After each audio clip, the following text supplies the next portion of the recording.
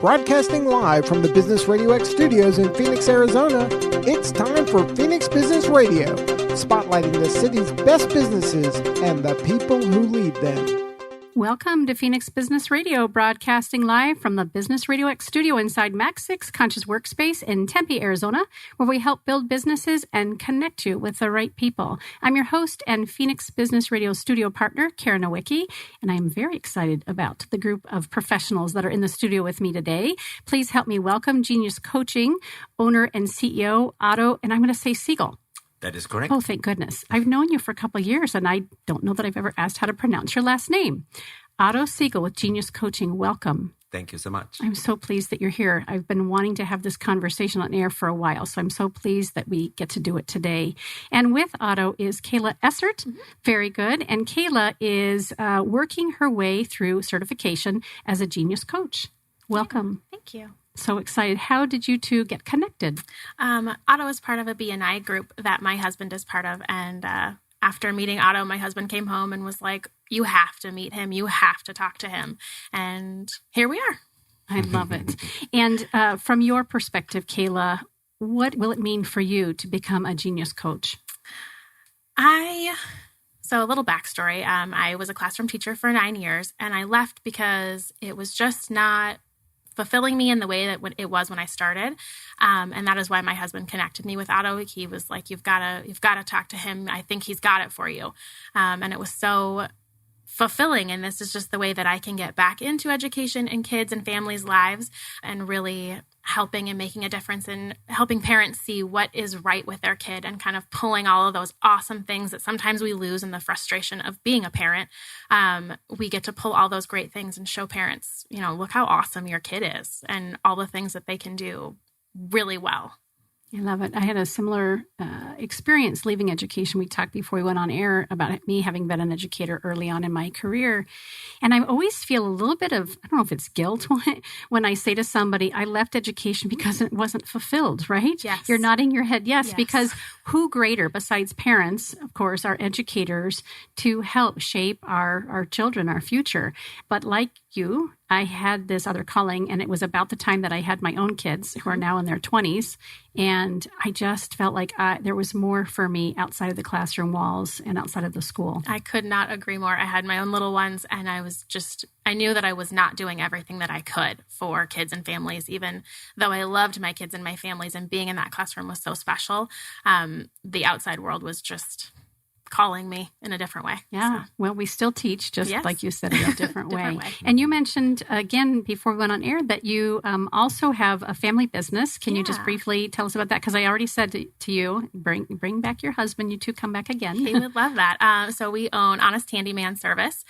We serve the greater Phoenix area and kind of the surrounding cities. We do a lot of handyman work, finishing detail, a lot of those annoying things that people just can't get to, like your leaky faucet, your hose is leaking, ceiling fan is hideous.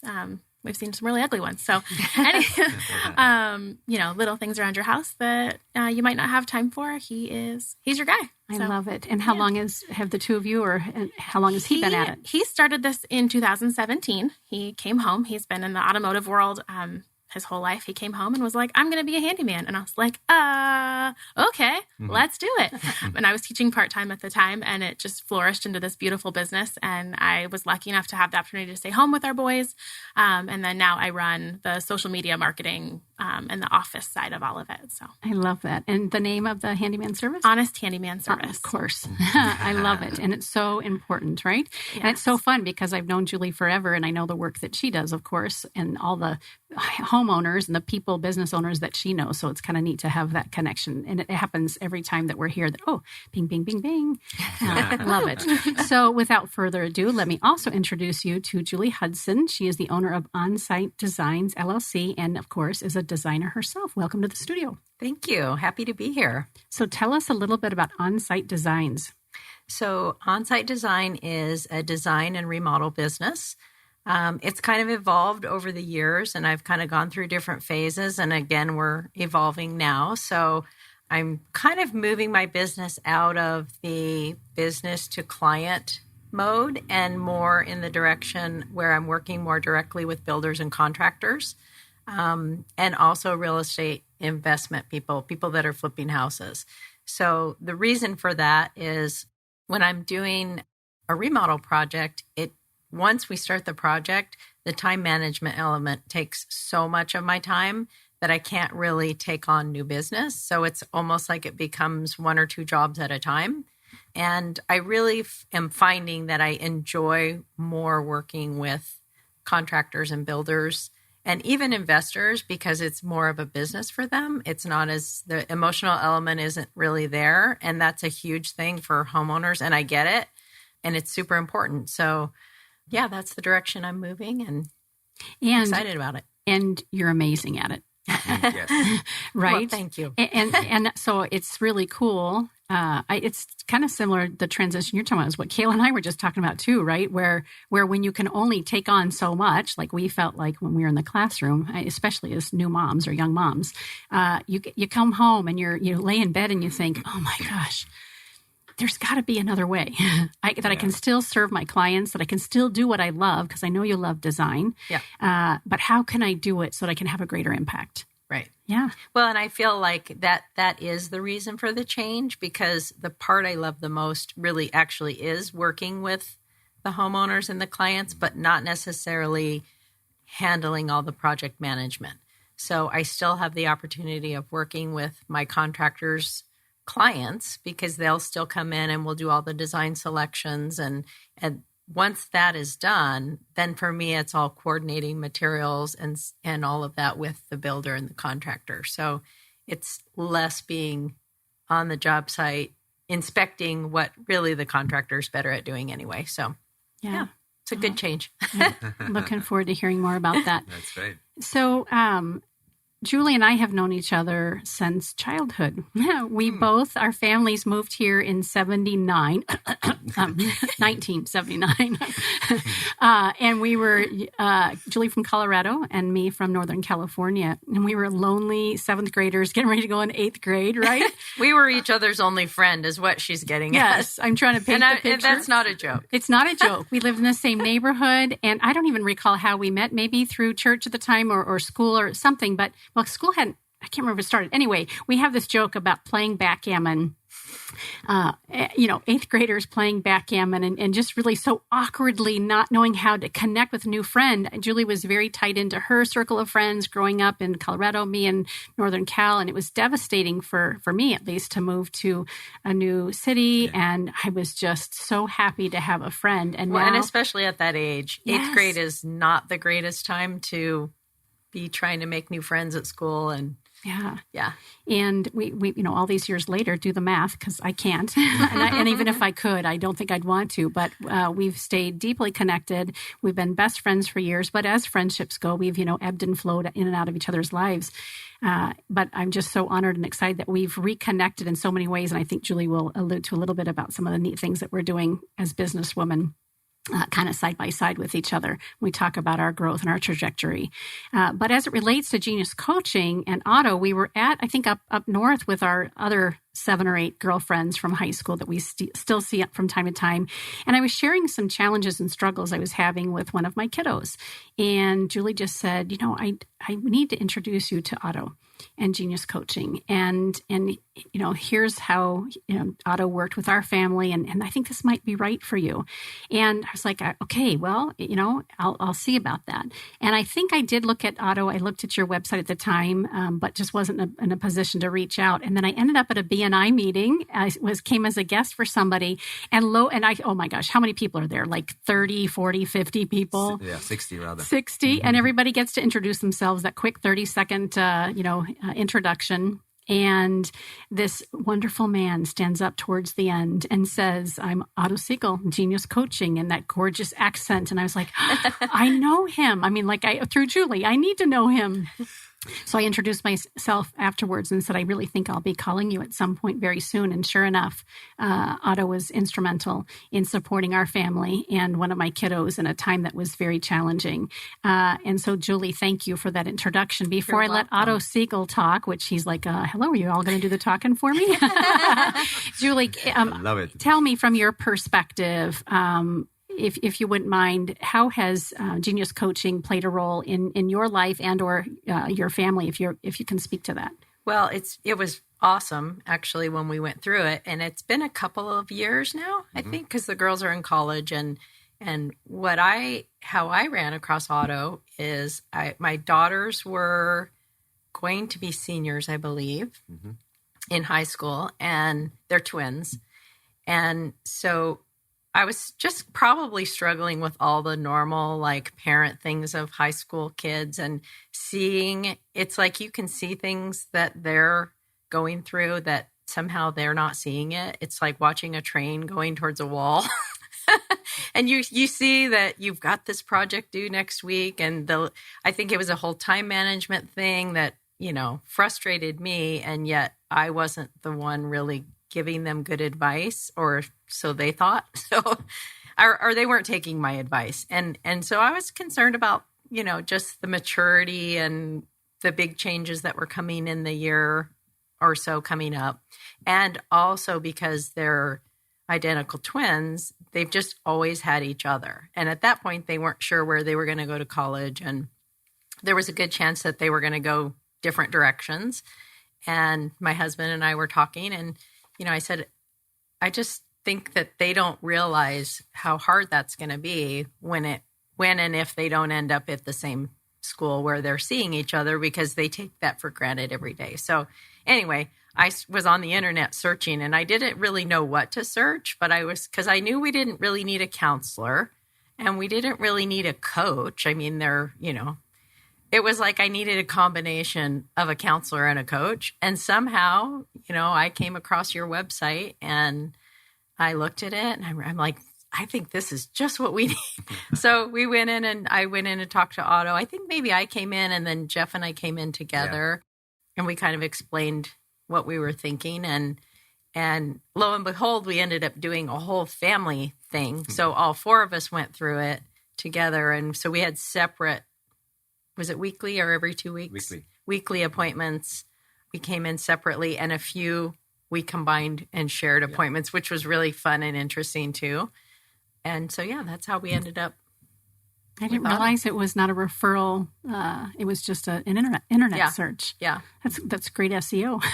Good to know. Good to know. Well, wonderful. Thank you, Julie, for that. And thank you again for the referral so that we would land in that wonderful office with Otto. So tell us, now that we kind of have greased the wheels a little bit, what is Genius Coaching, and how did you arrive at this place in your career? All of your three stories touched my soul to begin with.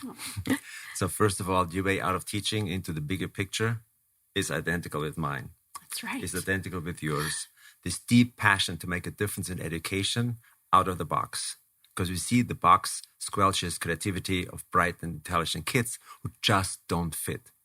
And sometimes they try so hard to fit that they develop ADD, depression, whatever, because they cannot squeeze hard enough to fit into their box. And that's the core of Genius Coaching. And your example, Julie, is absolutely brilliant, because your twins were absolutely straight A students. There was nothing wrong with them. But you felt, and your husband too, they need a push for their personality, for their confidence to be prepared for college and to prepare to go separate ways, because they're identical twins, but they have different interests, different skills, different hobbies and values. And that needs to be highlighted. And that clarification, what is it that drives you, what motivates you, what makes you more joyful, that made this differentiation and this individual development absolutely painless. And that's the core of Genius Coaching, what I do. Plus, you saw the value for yourself, Julie, and that means your business took a boost because you became more confident as a business owner. I call it the inner game of business that nobody pays attention to unless they're very aware and very sensitive. And design is that kind of business. You have to have a feeling for your clients, building a connection with your clients. That's when they hire you over and over again. That's when they refer you, and it's unspoken. And that's the magic in Genius Coaching. One of the things that you said to me, and I'll never forget, standing at the whiteboard in your office, and I was there in support of my kiddo, so we had done a couple sessions together.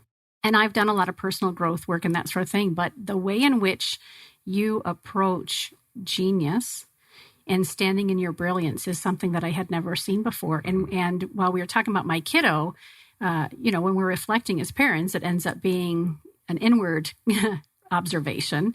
And I can't remember the picture exactly, but the word outlier showed up as it relates to me. And of course, you could relate as well, and my kiddo. And the way in which we talked about that term, outlier, like I do things differently. It's part of, I think, why I struggled in the classroom as a student going through. I ended up having my master's, but it was a tough deal because I don't learn easily, and I don't learn auditorily like a lot of our teachers are still teaching. Right.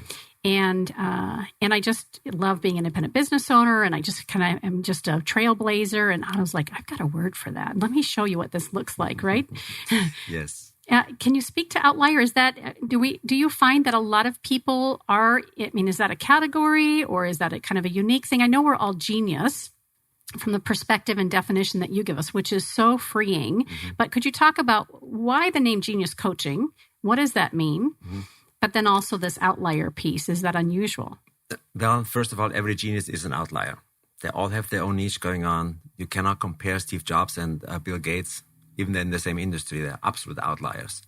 And in reality, everybody is. We have our unique fingerprints. We are not the same. But standardized education makes us believe we are the same. And that's the biggest misbelief we can have about ourselves.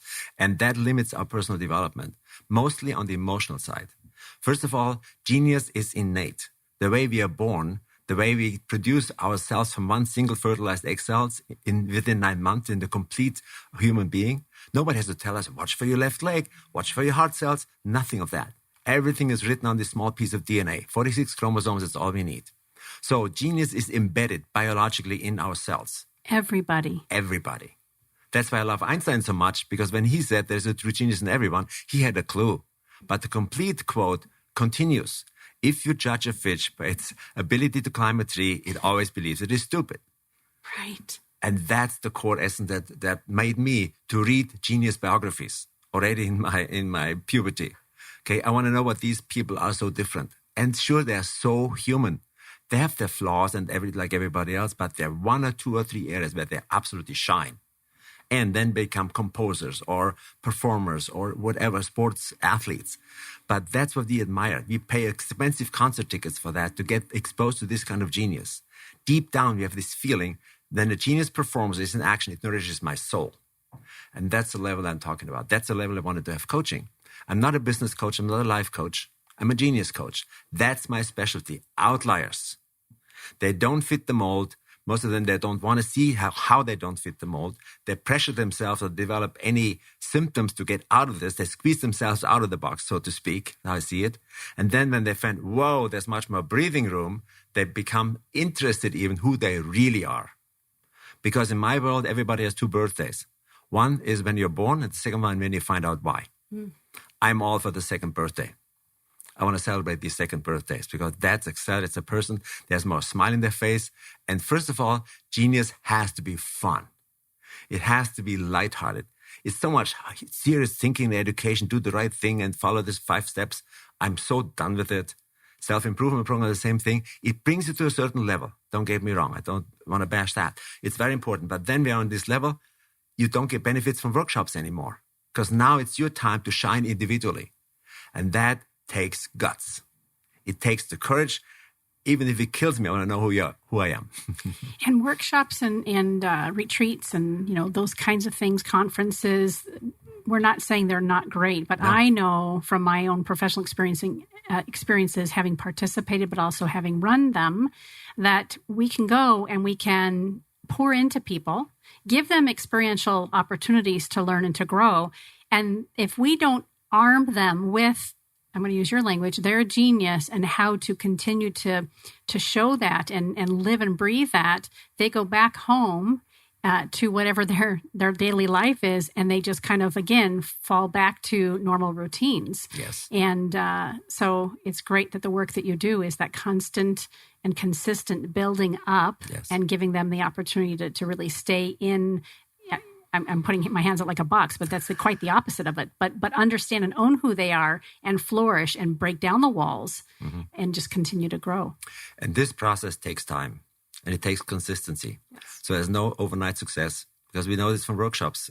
It's great for the moment. The insights are wonderful, but then coaching needs to be in place to bridge the gap between the knowledge and the daily action. And that's a critical piece. I love to be a coach because I love success story, real life success stories when people come back to me and say, oh, I remember what you said a year ago. Finally, I got it. And then I did something about it. So that's why I like success stories, when they really break through and break open this box and then shine as a person they are born to be.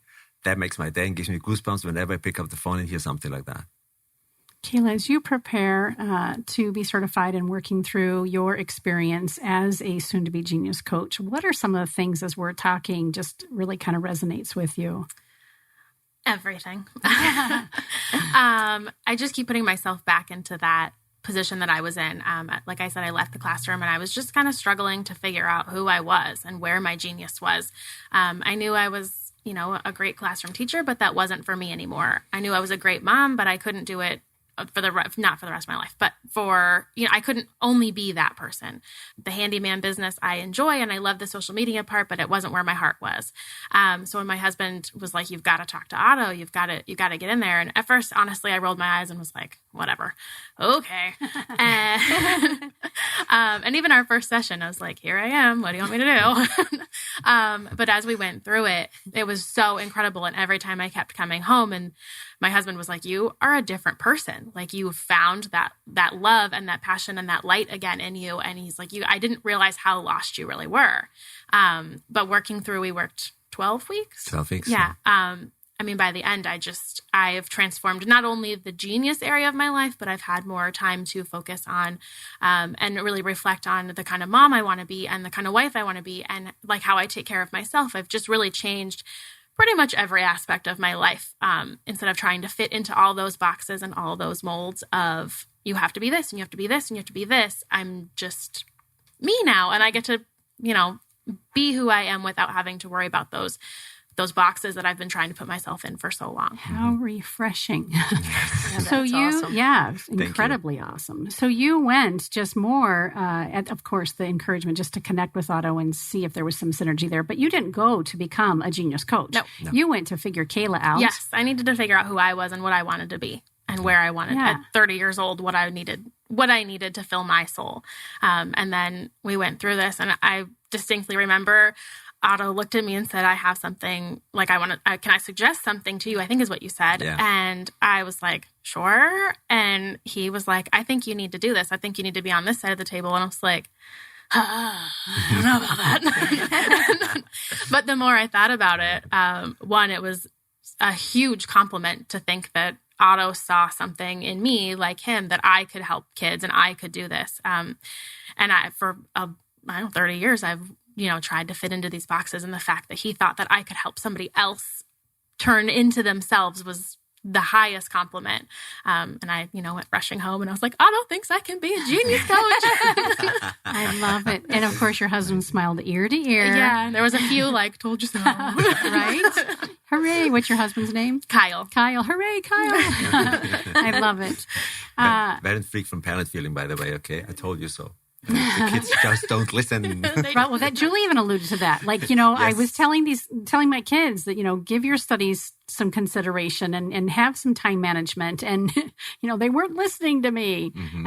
I get it. I joked about my 13-year-old. We're experiencing that right now. And, this online learning. And I look at this kiddo and I think, oh my gosh, I see his brilliance as I have with my other two kids who are grown and gone. But he doesn't see it within himself, right? Because he's been so busy trying to fit into these molds and these boxes that I put him in, his dad puts him in, his siblings put him in, his friends put him in, his teachers put him in, the baseball team puts him in, right? And pretty soon, right? And it's happened to all of us. Right. We just, we get misshapen and we think we have to be somebody else. And then, a lot of us are like, oh, I don't really know that I like this version of me. And is this all there is? Too bad your listeners cannot see your body language. Got the video rolling, so if you want to see Mike twerking. Well, it's funny because I was listening to Otto when you were talking before, and I'm reading a book right now by Jay Shetty called Think Like a Monk. Oh, yes. And it's really great. And he says in there that so often we're we're so focused on improving our weaknesses that we don't focus on our strengths. And they talk about, when your kids are in school and they might get 5 A's and a C, and the parents say, good job on those, but what happened here? Like the focus. And so it's the whole thought behind it, I think, when I was reading it, was that it is good to know what your strengths and weaknesses are, but we need to focus more on our strengths because those are your gifts. Yes. And so don't get too caught up in your weaknesses. Totally. I mean, you obviously don't want to be a jerk. How important is our inner dialogue and our inner talk? This is a core issue in genius coaching, what you both just bring up right away, okay? Yes, we can know our weaknesses. Absolutely. We don't want to be blindfolded and be overly optimistic. But the core is, what do you run with? What do you want to develop? Which part of your personality want to take, nourish? If I love to play tennis, why would I take piano lessons? That's as simple as it is. But if I don't know what I'm good at, how can I pick any program that would nurture my soul, not only my abilities? So this is the critical differentiation. And so we wrote a book about it. Yes, you're a genius, whether you know it or not. But then the next step was, prove it to me.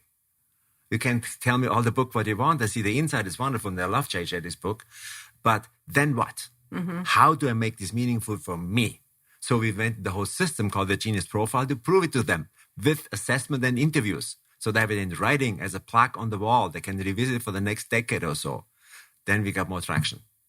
Finally, I see what's right with me, what kind of words I need to use more frequently in my vocabulary every day to nourish my soul. It's the responsibility goes to the client from the coaching. Absolutely. We bridge this gap. We give them the words. We give them the statements. We give them the results of the assessment. Run with it. And they come back for refreshing sessions as well. What did you say last year? I think I need to refresh my memory. Yes, please. Because we are in for long-term success. I'm not for overnight success because it's just not real. I love long-term lasting success. People change their lives for good. They upgrade their lifestyle for good. And I like the movement they had with all these boxes we're supposed to fit in. The point is, once we are free and have a free room to unfold, we look at these boxes. Oh yeah, I can play with them. I can make packages out of them and paint them from the inside, but it's not my life anymore. And that is the quality difference that always goes higher. The frequent thing we see initially in the first session is, my life is too small. Very simple. School is great. It nurtures my academic side. If I'm talented in this, it's wonderful. If not, I'm suffering because I have talents over here. Who measures the talents over here that are not academia? We do that to give them the full picture. Now you see the full spectrum, what you're really capable of and what you love to do. And based on that, they build their lives. So this blueprint for life, it has proven to be extremely valuable for everybody.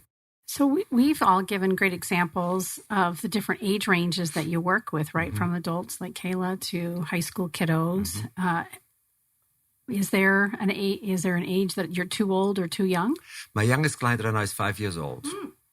And she didn't talk. She's super bright and brilliant, but has a huge ego about it.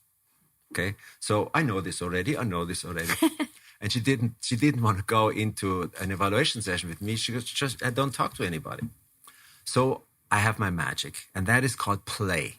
Your office is filled with wonderful toys. Absolutely. And collect creative toys. Every museum store I can get a hold of, they have creative toys. So I go shopping. So this is the break open, because we are born, the first language you learn is not English, it's play. In play, we discover ourselves. What can I do with my body? When I start to crawl even, can I roll on my back or not? It's so ingrained, it's automatic. We learn that way. What can I do with this? We figure out our social connections. Who is friendly, who is not friendly. Everything we learn to play. We emphasize this first language again, but we use it from an adult level, which means, first of all, as a parent, get on the floor on eye level with your child. Don't talk down to her all the time. It's physical. And then, based on that, we ask difficult questions. Build your life. What do you want to do in life? Build it in Lego. Lego is my favorite, of course. You can ask complicated questions. What's your worst fear? Build it in Lego. As they build it, all the tension around this fear goes away. Because playing opens the soul. Playing opens intuition. Playing opens deeper levels of conversations. That's where we need to go. It's never a superficial mental answer. It's always a deeper call. And play opens it like a flower. That's why I love it, and it works like a charm. Plus, adults love to play too. If they, yes, I asked them, given the opportunity. Absolutely. When I asked them when did you play Lego last time, I can't even remember. It's about time. Let's open the box. Yeah, I love it. So I just happen to have your book on my shelf. Yes, you are a genius, whether you know it or not. Is this still available? Yeah, it's available on our website. Okay, on the website. Yeah. And go ahead and give the website now. We'll ask for it again later. Geniuscoaching.com. What a great website name. Simple. Right? I love it. Fantastic. Why the certification program? Why invite professionals in like Kayla to do the work alongside you? You used the keyword invite. The program is by invitation only. I've been offering this since 2010. I certified already 76 genius coaches, but few of them ran with it. And that was my big question. What happens? I have one that's run with it in Australia and one in Belarus, Russia. Who invested the most to come here and get certified, they run with it. Isn't that fascinating? Yeah. So, and I thought, okay, I learned from this, especially with COVID right now. People have a tendency to go deeper. Me too. Which means I don't want to make this certification for 1,500 people out of the box. No, I want to have qualified people who internalize the program, run with it, and build their own business around it, step by step by step. I'm so happy to hold their hands through this because I need more people who are qualified and passionate and engaged from the inside, intrinsically motivated, not just as an option to play with. And this round of 5 powerful women delivers because everybody is there by invitation only. Everybody went through the program. And one woman came back after 4 years to refresh the Genius Coaching certification because now it's the time to offer brilliance. People need that the most right now to go from great to excellent. Everybody who thrives in this economy right now has done this step internally. I talked to so many parents in the meantime. I saw this in action. People just gave in and they're still quiet or frozen a little bit. Others step out and say, wait a minute, if I look around the corner, there's a new opportunity for me. And then all of a sudden they wake up and have to dig deeper into their own brilliance and their own genius. It's a beautiful segue to Julie and Onsite Design. She's like, oh, hello. Because you and I have had these conversations as it relates to the COVID, the pause, the quarantine, and the fact that you are already wanting to begin to shift your business as well. What has come out of COVID for you as it relates to Onsite Designs? Anything that come to mind? A couple of things have come to mind because I work alone anyway. One of my traits that I discovered going through Otto's program was that I need a fair amount of alone time in my day anyway, so it works well with my work. But I've also discovered through COVID that I can sometimes use that as an excuse, and I don't accomplish a lot because I go a little bit too within my own self, and that I need to kind of let other people in and get out a little bit more. And so it's been an eye opener for me with COVID, is to see that alone is good, but too much alone is not good. So I'm kind of working on that. I never really thought of it as like just having to control every part of it, but that's probably what it is. So yeah, I'm working on that. But yeah, I think the transition that we talked about earlier, that's really where my focus is. And I'm struggling with it a little bit because it's so easy to go back to what I know. So I understand that I'm going to have to, like, it'll get worse before it gets better kind of thing. But you have to open yourself up to those new possibilities. But you're so used to saying yes to what it looked like for the last 20 years. How long have you been? Yeah, 25 years. 25 years and a very successful business for 25 years. So to know that and have that behind you or alongside you to go, okay, I want to pivot to feed my soul a little bit better, show up in my brilliance a little bit better. You kind of have to say, I'm going to start saying no. Tell us about the packages and how that looks. I'd love for our listeners to hear a little bit about what you offer there. So I've been working on it for probably a year now. And that's another thing that I kind of tend to do. I'll work on it because I think it has to be perfect before I actually launch it. But anyway, what it is it's a part of my business. It's called Design Package Solutions. And they're pre-designed packages that are really designed for like real estate flip clients, so that all the products are picked out. They have a design and a color board basically that goes for each package. And they don't really have to choose anything. Everything's selected, all the flooring. And even if they don't need everything in the package, we pre-design, what the cabinet color, what it's designed around the cabinet finish, the paint colors provided, kitchen backsplash, countertops, everything that they could need, whether they need it all or not, is part of the package.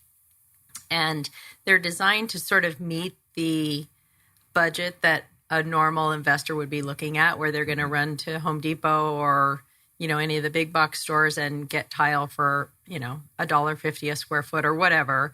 These packages are designed to already fit in that niche. So they don't necessarily have to feel like because it's a designed package that they're going to be paying more for it. So what we do is we supply everything that can be either picked up or delivered directly to their job site when they're ready.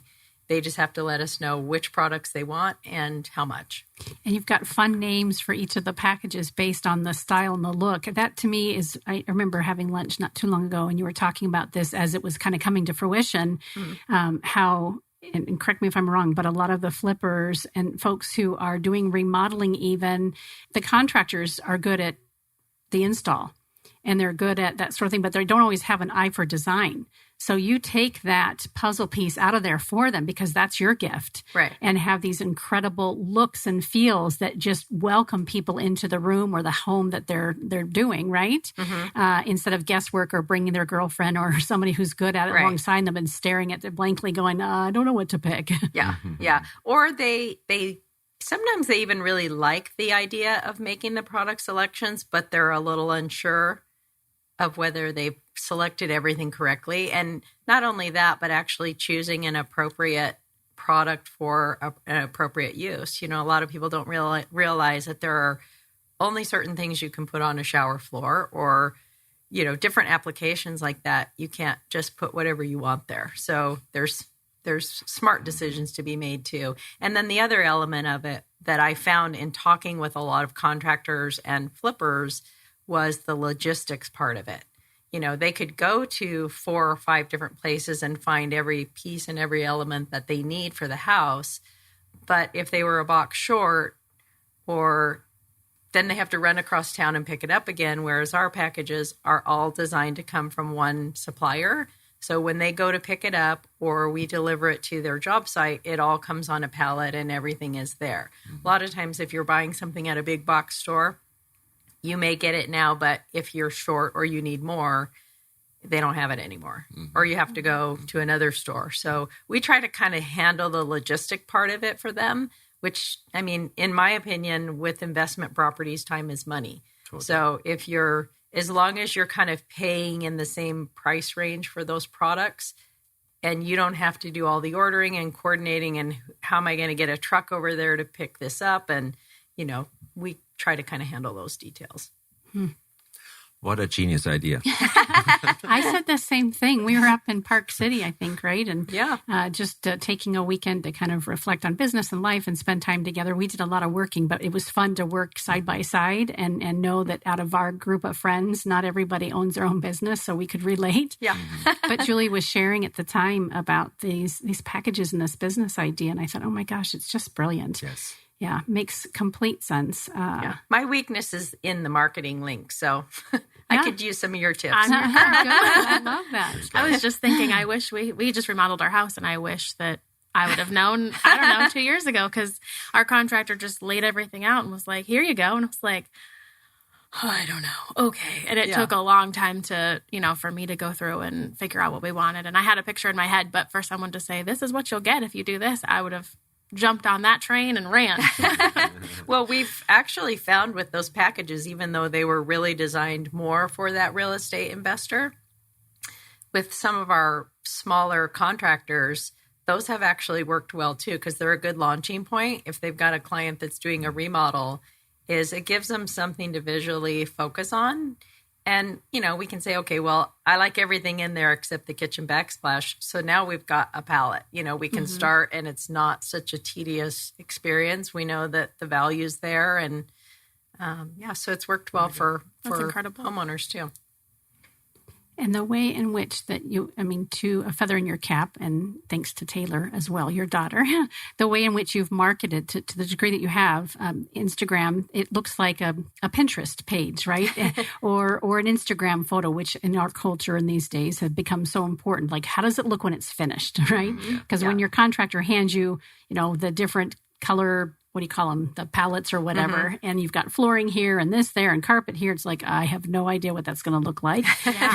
Right? Exactly. Some people have a very natural eye for design. I'm not one of them. But you've made them look very appealing so that people can not only imagine what's going to look like in their home when it's finished, but also give some ideas for design around furniture and that sort of thing as well. Well, and the next step will be getting actual photographs of those finished packages when they've been installed. So we haven't gotten there yet, but working on it. Fun. On your way. Yeah. Love it. Julie, tell us a little bit about your journey as a businesswoman and the different experiences that you've had over the years. I mean, you said 25 years in business. Well, let's see. How old am I? Yeah, I would say probably longer than that. I actually, back when I was first married and in my 20s, 26 or so, I worked for a shutter manufacturer here in Phoenix. And I have my degree in design, so I've always kind of been in the design field. I worked for a shutter manufacturer and actually really liked it. And then they made a decision to close their Phoenix office. They were based out of Wisconsin, and they were going to kind of go just with a national product. So at the time when that happened, I was pregnant with my first daughter. And I thought, well, I don't know that it's a great time to go out and get a new job because in about 4 or 5 months, I'm going to take time off. So I just decided to kind of take what I had learned with that business, and I opened a window covering business. And I did that actually probably for at least, 5 or 8 years maybe. I just did window coverings. I was able to stay home with my kids, and I had a lot of flexibility with it.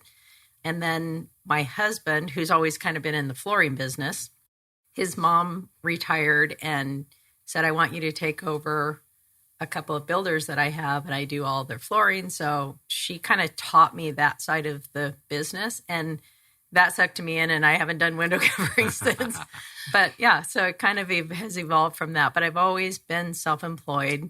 Our on-site business actually used to be a lot more labor-oriented. We opened it originally to service like big track builders that had their own design centers, supplied most of their own material, but needed labor.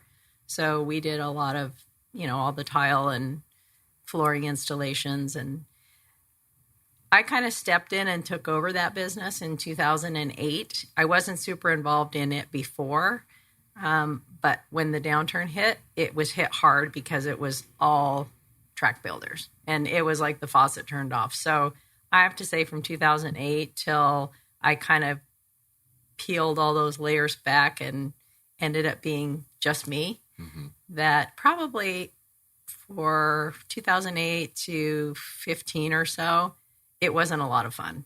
It was a lot of, kind of digging out of a mess. And I've enjoyed it a lot more since I've kind of gone back to the design part of it. And yeah.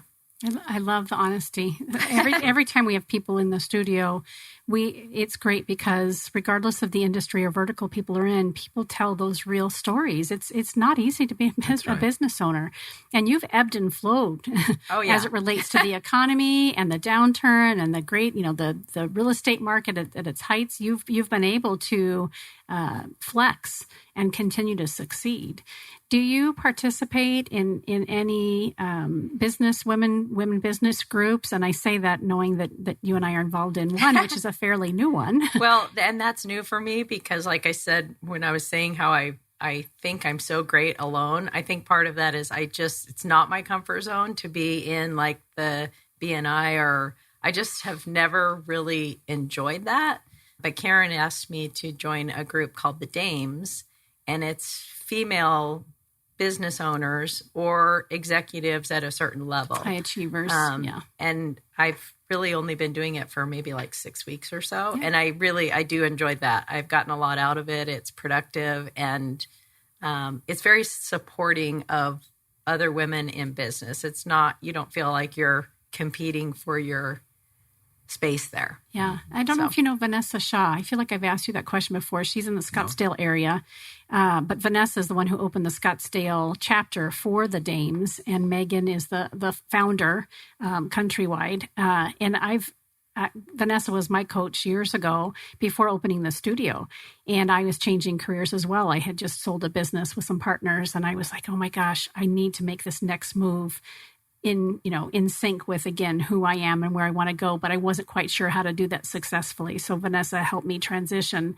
And then just, again, 6 to 8 weeks ago, she started this opportunity for women in business because we've all found that networking, and when I say we, the group of who's kind of been drawn to this group, we found that while we want to be supportive of other women in business and we want to have those high level conversations at this level that we've been playing for those of us who've been in business for a long time and been successful, it's a different conversation with somebody in a startup community, or a different conversation for somebody who maybe has been working for a corporation their whole life. So it's been refreshing. And so shout out to Vanessa and the crew for the Dames. I know we're talking about having more and more of our chapter friends coming and sharing their success story with us. So thanks for being the first. Yeah, I didn't realize that's what we were doing, but here we are. And it'll be fun when we get to the point where they can meet in person again too. Because so far it's all been on Zoom, which is okay. But, it's not the same as actually being in the same room with someone. That leads me to ask a question for you, Otto. When you're working with these candidates for the Genius Coaching training, are at least this cohort group all here local, or are they outside of Arizona? One of them dials in from Colorado, but there's not an obstacle, especially now with all the Zooming, the Zoom world. And they all have clients internationally. I have a client in Finland and in Australia right now as we speak. So that's no longer a limitation. So I'm already used to working with Zoom. But my point is they all have been gone through a personal coaching experience as a client in all the details to see how all these tools apply to their own lives. That gives the foundation. Then flip that coin, go to the next step. Now it takes on the perspective of the coach. But they have already a referable foundation in themselves, which is very solid. Mm-hmm. And to be honest with you, I had to create this in myself as well. I was not born as a genius coach, not at all. But also, I started my business in 2003. And then, of course, 2008 hit. At that time, I had a major financial services client, $70,000 worth of business. Overnight, it was gone. So I had to dig deeper in my soul and say, okay, what is my true calling? What is my deeper passion for education? And education goes both ways in corporations and businesses, and in a public education and family education. So it looks like with my target, I'm all over the place, but genius is everywhere. It is everywhere, and every age level. And were you a teacher also? Yes, I was a high school teacher, biology and chemistry. 17 years total, first in Munich, then in Sao Paulo, Brazil. So I speak Portuguese as well, which was a fun time, of course, coming from Germany into Brazil. Talk about 18 months culture shock. But I bet it suited you. It was totally my expression. Germany was just too small. Yeah. I love the BMWs. I love the precision. I love the great food and take care of their lives. I love that, but it's just too small. Yeah. And that's also a core element in genius coaching. Nothing is wrong with you. Your life just might be too small. Ever thought about that? Yeah. Okay. That it's a whole different perspective, because most people think something is wrong with me because I would like to be that, but I'm not that. Instead of knowing that's who I am, I don't look left and right anymore. And that's the freeing thing that looks different in everybody's life. But once you wake up, it is your second birthday. I love that. What brought you to Arizona? I'm part of a group, international group on radical life extension. And the headquarters is here in Arizona. And they came to Munich to do a workshop on, at that time, it was called Physical Immortality. And I didn't need a new guru. I said, no, I don't go to this workshop. My friend told me, if you don't go, I'm not your friend anymore. Because that's the ultimate mind-blowing experience you can have. So, okay, I go there, whatever. So, in the first evening, I had it all. It was exactly what I expected. There are two American gurus that jump on the stage like evangelists. I saw it in movies. Stay out of my life. But then the next day, the woman founder, Bernie, she said, okay, let's make this very simple. In 1900, life expectancy in America was 47. In the Roman Empire, it was 26. Now we hover about 76, 77. Why do we stop? And you can make all the healthy food, and we knew all this already, that actually explained our lifestyle. But why do we stop now? And then she said, there's one thing internationally that happens. We give each other too much crap, too much negativity. The negativity is toxic. Every word counts. As we grow more mature, we get more sensitive. We are more sensitive to language. We take it to heart. It intoxicates us on a physical level. Our cells do not longer cooperate. Now she spoke biology.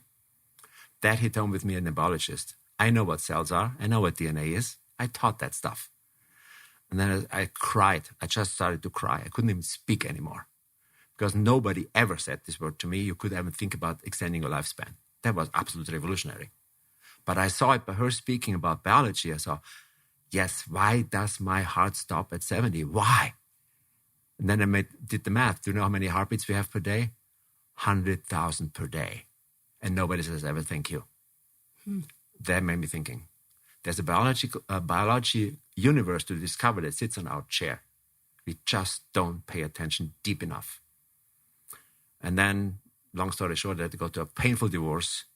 At that time, my children were 8, 9, and 12. I was the heart and soul of the family, of course. My ex-wife was the German matriarch. Me divorcing? No way.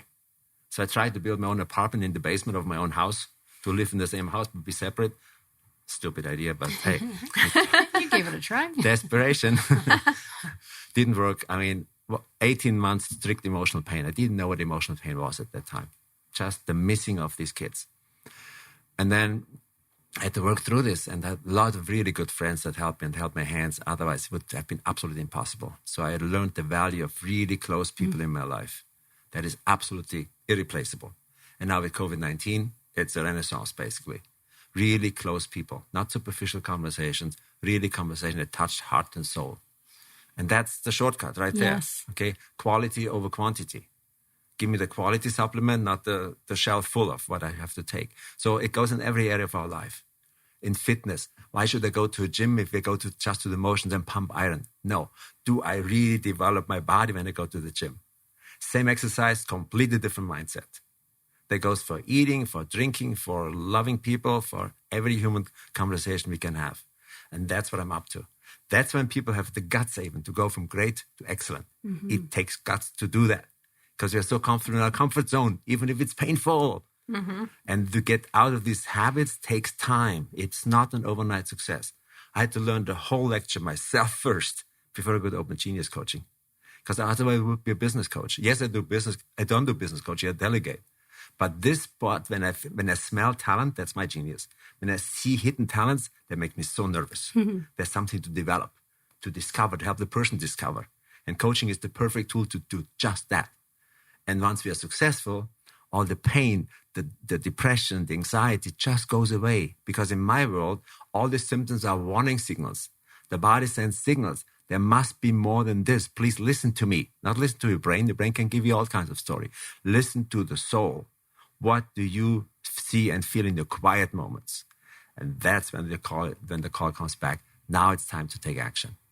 And that's what I love to do. Sometimes I feel like a midwife. Might be.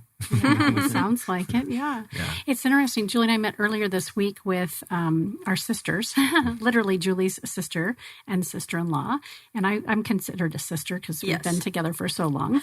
And shout out to Reg and Jean, her parents, who truly invited me into their home when I was a teenager and needed a safe place to land. So I am a sister. But Julie invited the three of us to participate in kind of a book study called A Tribe Called Bliss. And we just had our little every 2-week meeting, and we're just going through the book and having these deeper conversations because we all have been craving those deeper conversations. I've had it with surface conversations, and I don't do well at it.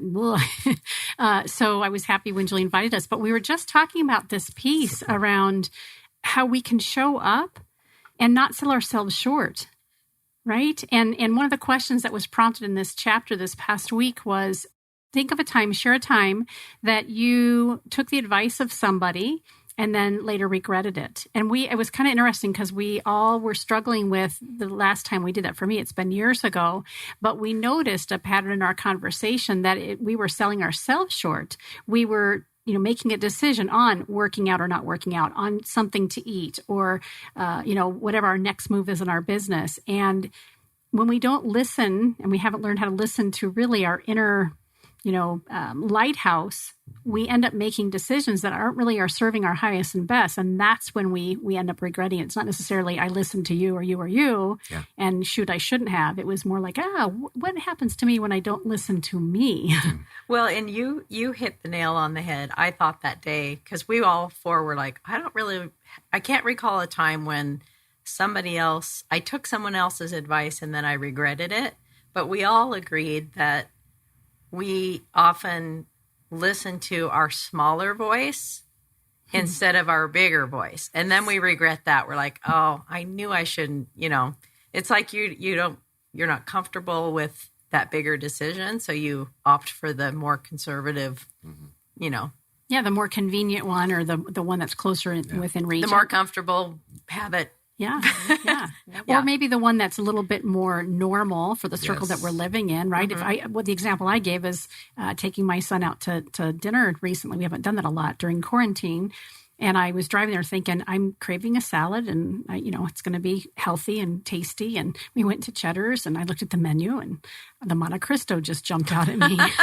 So that's what I ordered. It was tasty about 4 bites in, but then my body was like, womp, womp, womp, womp. Right?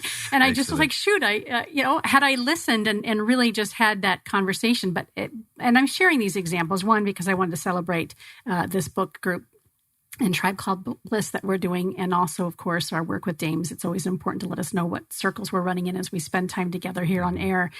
But to go back to the work that you do, Otto, you help us strengthen that core understanding of who we are and how to listen to that voice more lovingly, more tenderly, but also let that voice be louder. Would that be right, Kayla? I know that's been my experience as I've witnessed my kiddo go through this. Yeah. So when I first went, I really expected Otto to give me the answers and to tell me, this is what you need to do and this is what you're good at. And I was going to walk away and say, thank you very much, and go about my life. But every time we worked through something, I just was like, wow, I did that. I knew that. And we were sitting at across the table working on the stress of numbers and how we push our kids to fit inside these lines. And I was doing it with my own children and getting so frustrated that, just make an H for your name, just make it. And he's doing all these crazy things, and I'm so frustrated.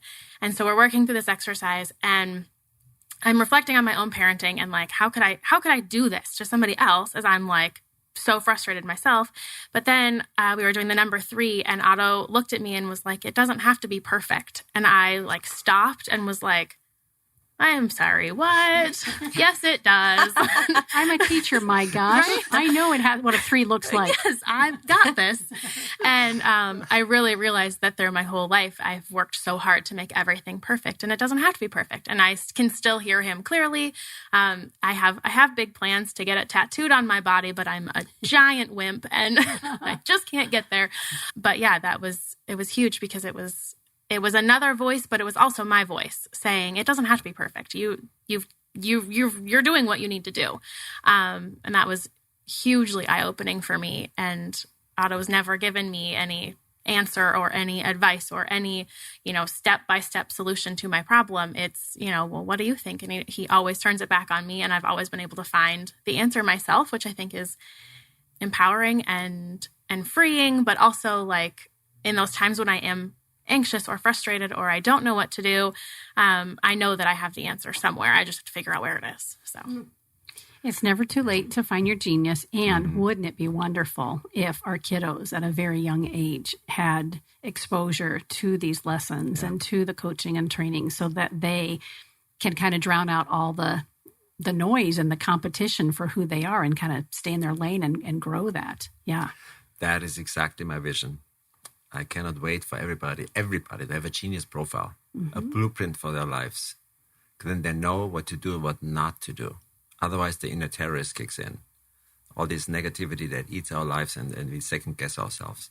So having a plan, literally, for your life that covers who you are, that's totally realistic, based on, and have a school system based on that, or let's say an educational system based on that. That's not only personalized education, it's student-centered education. That is my dream. Just give me 50 years to implement it. That would be awesome. Yeah, it would be incredible. And what's fascinating to me, and we've just met, of course, Kayla, and I've known Julie for years, but we're all savvy women. We've done our own personal growth. We're professionals. We're careful parents. We've put ourselves out there to live a really solid, good life. And we also have all expressed kind of the discomforts of being a parent. Even though we feel like we're good parents, it's damn hard. Yes. It's so hard. I felt like one of the really eye-opening things for me, and I won't remember the details of it exactly, but I do remember because we went through as a family and we did our genius profiles separately. But then what Otto did was he put them all on kind of a chart or what am I trying to say, like a graph, and showed, for instance, like communication, how you personally communicate. And for me to see like how I communicate and my two daughters communicate and how my husband communicates on a circular pie was really fascinating because I was more similar to the twins. He was kind of off here on a different quadrant. And so we got curious and had our older daughter who lived in Tucson at the time. She was in college. So Otto did that with her kind of remotely. She was in the middle. She was like our gathering place. I don't know. But my point on the communication was I thought it was really fascinating to see how any individual person communicates and where they get blocked and barrier. Like if how I communicate something to you, you may not accept it at all because of the way I said it to you. Right. If you're not confrontational and someone confronts you, you sort of lose the message altogether because of the way it was given to you. So I think as a parent, it's great to see that how you communicate with your child is half the battle. Mm-hmm. That is so powerful. That's why we never work with children alone. Always is one parent included. Because that's the key. That's the first coach they have, and they have for a long time.